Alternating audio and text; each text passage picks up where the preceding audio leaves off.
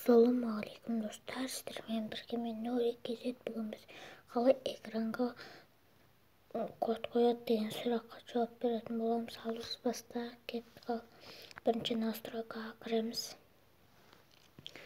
Мынаның астынан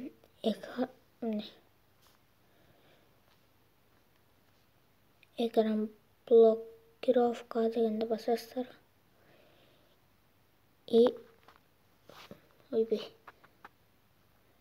Мынаны басасыздар. Контактная информация дегенді. Любой нені қоя бересіздер. Мына жерде готово дегенді басасыздар. Содан кейін кете бересіздер. Экранында код қояды, бірақ мен код қоймаймын.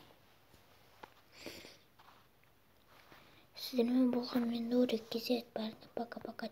Осы видеоны лайк басып, комментарий жазып, арна тіркеп, жаңа видеоларын жіберіп алмаңыздар. Сіздермен болған мен Нурик Кезет. Бәріне пока-пока.